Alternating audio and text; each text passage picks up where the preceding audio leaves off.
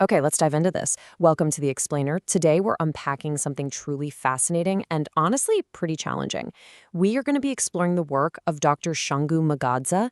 She's the brilliant mind behind the Six Stages framework, and she's written this incredible series of reflective letters called My Dear White Friend. These letters dive deep into race, bias, belonging, and the really tough work of looking inward. But for this explainer, we are going to focus specifically on the core themes of letter 2. It's titled The Discomfort of Looking Within, and it explores exactly what happens when our conversations about race shift out of the safe theoretical realm and become, well, highly personal. So what happens when understanding racism intellectually is no longer enough? I want you to just sit with that for a second. So often we think of learning about bias or inequality as this purely academic exercise. We read the right books, we memorize the terms, we nod along in total agreement. But Dr. M'gadzah points out a really uncomfortable truth. Sometimes, right in the middle of a conversation where two people are genuinely trying to understand one another, something shifts. A simple question suddenly feels deeply personal. An experience being shared is suddenly heard as an accusation. And in that exact moment, all that intellectual understanding we've built up, it just isn't enough to carry us through. Right, so let's start with section 1, the baseline, intellectual awareness. Before we go any further, it's absolutely crucial that we validate where many of us start this journey.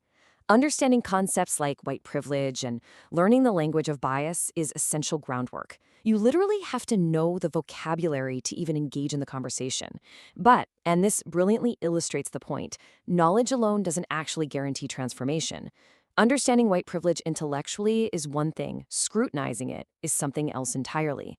That word scrutinizing is just so powerful here. It's not just asking us to consider what we believe on a conceptual level. It's asking us to look at what we've learned to accept as completely normal in our own everyday lives. It asks us to look at the prejudice we vehemently oppose in other people, and then bravely ask what we might still need to examine within ourselves. And let me tell you, that shift from outward knowledge to internal scrutiny, it is incredibly uncomfortable. Which brings us right to section 2, the inclusivity paradox. When we're suddenly asked to scrutinize ourselves, our natural knee-jerk human instinct is to defend our identity. We desperately want to prove that we are inclusive, that we're open-minded, that we are fundamentally the good guys.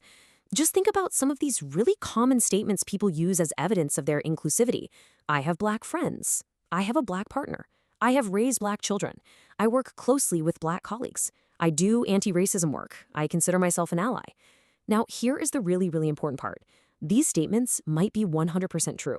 Dr. M'gadzah isn't saying these relationships or actions are fake. The love, the friendships, the dedication to the work, they are absolutely real. But here's the paradox.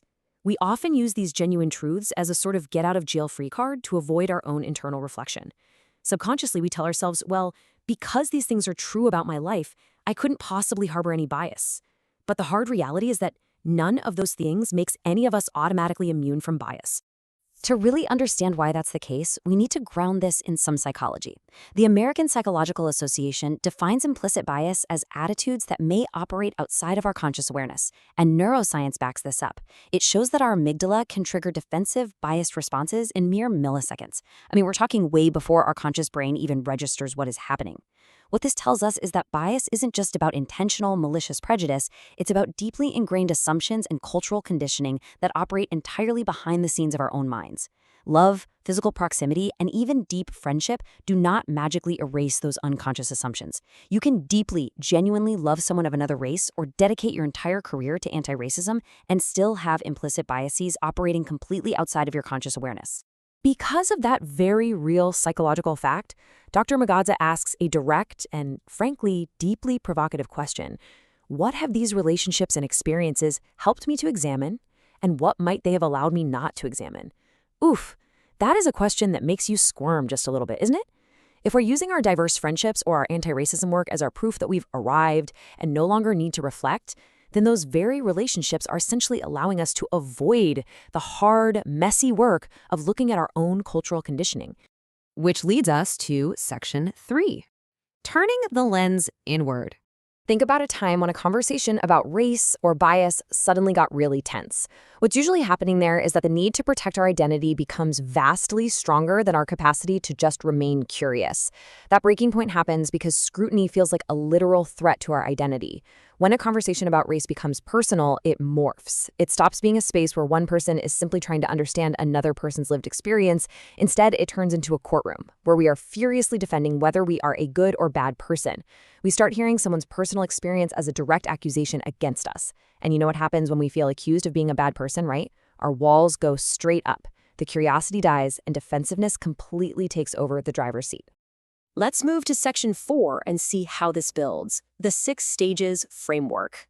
So, how do we actually get past that massive defensive wall? Well, the 6 stages framework is designed specifically to help us explore our responses to difference in new information. It gives us a structured way to actually move through that discomfort without completely shutting down. Consider the contrast between these two mindsets. Passive awareness asks, do I understand racism? That's the intellectual baseline we talked about at the very beginning. It's safe, it's external, it's academic.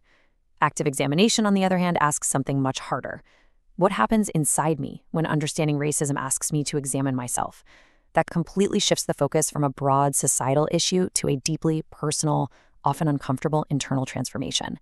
It's asking you to actually observe your own defensiveness popping up in real time. The 6 stages framework outlines the active movement required when new information suddenly unsettles what we previously believed to be true about ourselves or the world, and it breaks down into these vital steps. Step 1 is curiosity. Before you immediately jump to defend yourself, can you pause and just be curious about what is being shared? Step 2 is reflection, taking the time to revisit the conversation and notice your own internal reactions. Actually, this is exactly why these are written as letters, to give us that slower, intentional space to process. And step 3 is remaining present. Now, this is the hardest part for sure. It's having the capacity to stay in the room, psychologically speaking, when you feel incredibly, deeply uncomfortable. And that leads us perfectly into section 5, embracing the discomfort.